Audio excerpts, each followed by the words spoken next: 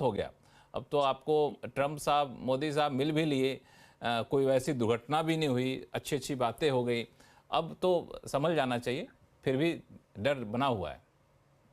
या क्योंकि देखिए, ये सब जो चीज, उसमें बजट एक पॉजिटिव टेक था, आरबीआई पॉलिसी एक पॉजिटिव टेक था, मगर अभी भी अर्निंग सीजन की जो पूरी आंकड़े नजदीक आ रहे हैं ना, वो शायद हम्म। ग्रोथ दिखा रहे हैं मगर उम्मीद से कम ग्रोथ दिखा रहे हैं। और हम्म। वो खाली वो नहीं, फ्यूचर आउटलुक की जो गाइडेंस मिल रहा है इन कंपनियों से, वो भी बहुत खास सपोर्ट नहीं दे रही है। और फिर आपने देखा कि आरबीआई गवर्नर भी वो 6.8 के 6.7 के करीब उन्होंने प्रोजेक्ट किया, पर अभी तक के आंकड़े उसको पूरी तरह सपोर्ट नहीं दे रहे। तो डोमेस्टिक इकोनॉमिक ग्रोथ और डोमेस्टिक अर्निंग्स, ये दोनों अभी तक सपोर्ट नहीं दे रही है। और बाकी के जो भी चीज है कि कंजम्पशन आएगा, अगर 1 लाख करोड़ पैसा लोगों के हाथ में गया तो कितना कंजम्पशन में डालेंगे, कितना सेविंग में डालेंगे, ये बात उठती है। और फाइनली मैं कहूंगा कि जो सेक्टर रोटेशन और कैपकव का रोटेशन हो रहा है, क्योंकि जो एफआईएस की सेलिंग के कारण डोमेस्टिक के कारण फंड फ्लोज बहुत ज्यादा है। इस महीने भी देखे अपना, 40,000 से ज्यादा करोड़, 38,000 प्योर इक्विटी में और 8,000 हाइब्रिड में मिला है। तो 40,000 से ज्यादा करोड़ पैसा मार्केट में डलवाने के लिए डोमेस्टिक के पास पैसा है। और जनवरी एंड की कैश बैलेंस देके 1.85 लाख करोड़ है म्यूचुअल फंड के पास। तो क्या उधर हो रहा है कि स्मॉल कैप और मिड कैप में ज्यादा गिरावट हो रहा है, डिस्पाइट एफआईएस बेच रहे हैं लार्ज कैप को, और mutual fund manager small and mid cap को बेचकर, जहां पे वैल्यूएशन थोड़ी महंगी थी, उस लार्ज कैप को खरीदने की कोशिश कर रहे हैं, मगर पूरा तो नहीं खरीद पा रहे हैं, इसलिए उधर थोड़ा करेक्शन हुआ है।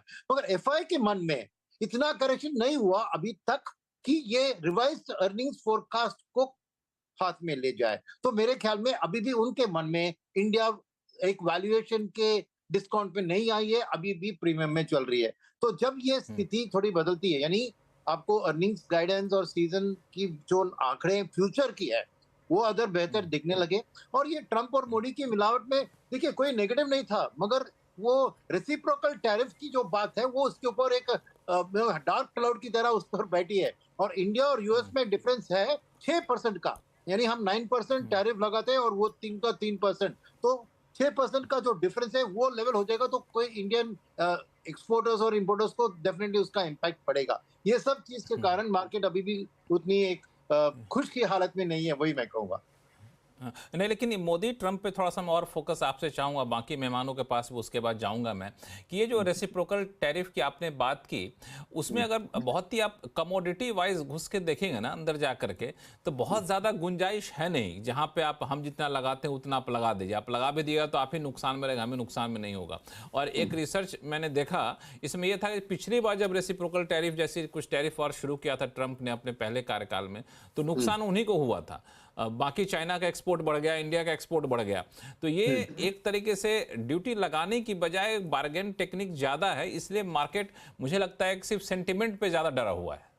नहीं, आप बिल्कुल सही कह रहे हैं। ये ट्रम्प की टैरिफ अब एक्चुअली ट्रम्प टैंट्रम या ट्रम्प थ्रेट है। हाँ। तो वो बिजनेसमैन हाँ। है, वो इस टैरिफ को यूज करके नेगोशिएट करने की कोशिश कर रहे हैं। तो इसीलिए मार्केट अनसर्टेन है कि नेगोशिएशन किस तरफ जाके रुकेगी ना, ये किसी को पता नहीं। जरूर ये है कि हम डिफेंस और एनर्जी अमेरिका से खरीदेंगे, वो तो प्रॉब्लम नहीं है, मगर प्रॉब्लम ये है कि अगर उधर से गाड़ियां, टेस्ला गाड़ियां, ये गाड़ियां पे हमने ड्यूटी कम करा दी यहाँ पर, तो डोमेस्टिक ऑटो मैन्युफैक्चरर्स के लिए कंपटीशन तगड़ा बढ़ जाएगा। तो ये अनसर्टिनिटी मार्केट को पसंद नहीं है, तो इसलिए ट्रम्प भी बहुत समझदारी से क्या कर रहे हैं, वो टैरिफ की थ्रेट को लगा लगा कर वैल्यू एक्सट्रैक्ट कर रहे हैं। और यहाँ पे इंडिया का क्या हालत होगा ये अभी क्लियर नहीं है। क्लियर नहीं है, ये आपने बिल्कुल सही कहा। मनीष डांगे साहब, ये ट्रंप का खौफ कब तक रहेगा बाजार में? जी, अगर इकोनॉमी के स्टैंड पॉइंट से देखेंगे तो 2-3 साल रहेगा।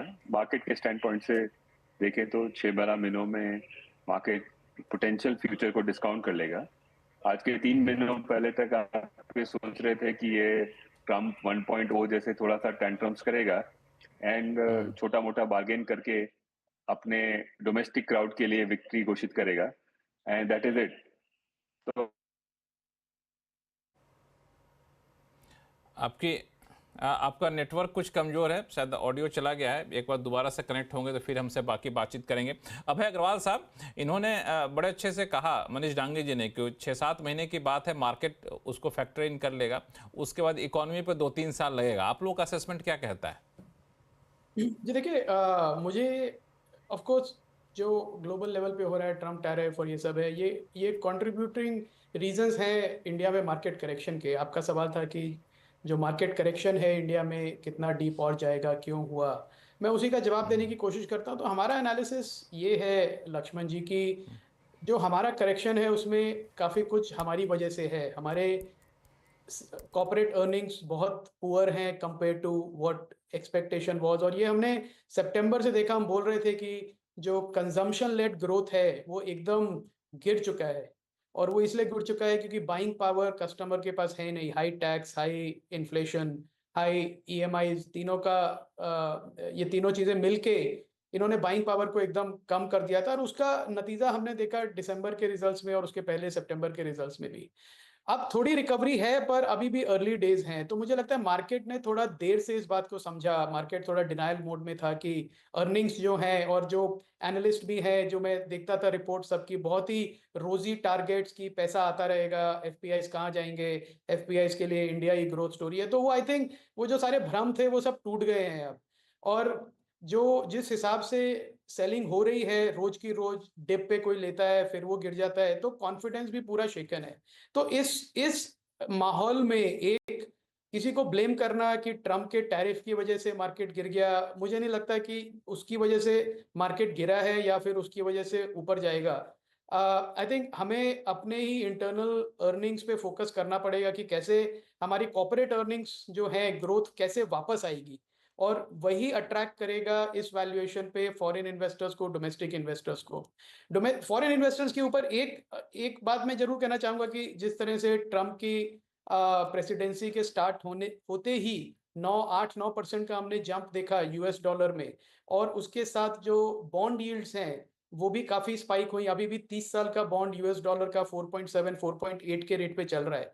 तो इन यूएस डॉलर की स्ट्रेंथ और हाई यील्ड्स जो है यूएस बॉन्ड्स की, उनको मैं देखूं तो वो डोमेस्टिक मार्केट में काफी अट्रैक्टिव है अभी इन्वेस्टर्स के लिए, जो लोकल इन्वेस्टर्स हैं वहां के। तो ऐसे माहौल में मुझे नहीं लगता कि हमें एक्सपेक्ट करना चाहिए कि सडनली कोई रिवाइवल हो जाएगा, अनलेस यूएस डॉलर करेक्ट हो जाए, वापस 103-102 की तरफ चला जाए और यूएस में जो बॉन्ड यील्ड्स हैं वो गिर जाए, तभी एक इमर्जिंग मार्केट्स की तरफ फ्लो वापस बनेगा। पर हम, मुझे लगता है कि वो जब आसार होगा दिख तब नहीं होगा, रहे वो हैं। हम उसके बारे में वो कुछ नहीं कर वही सकते मैं हैं। कह रहा था कि इस पे ये आसार कोई दिख नहीं रहे हैं, जितना आप कह रहे हैं कि डॉलर वहां पहुंच जाए, इसके कोई आसार तो हमें दिख नहीं रहे, ना तो कोई खास वजह दिख रही है। अभिषेक जी। लक्ष्मण जी अपने कई बार शो में ये चर्चा कर चुके हैं, इसी पैनल के साथ ये चर्चा कर चुके हैं कि मार्केट बहुत समय तक हेवी रहा है, एंड ये जो करेक्शन हम देख रहे हैं ये एक तरह का आप फंडामेंटली अलाइनमेंट कह सकते हैं जो हम हमारे मार्केट में आ रहा है, बिकॉज ग्लोबली हमारा मार्केट एक्सपेंसिव था, इसमें कोई डिनाइल नहीं है। दूसरी बात एफआई की जहां तक सेलिंग की बात उठ रही है, वो तो इंडिपेंडेंटली लास्ट 12 महीने का वही ट्रेंड है।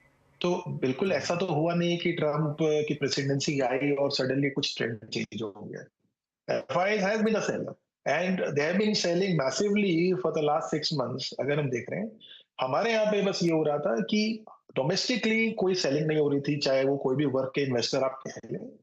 एंड अब जो एक करेक्शन आया उसमें एक तरह की प्रॉफिट बुकिंग भी मैं कह सकता हूँ कि जो लंबे समय तक जिन्होंने होल्ड किया था वो भी एक ट्रिगर हो गया।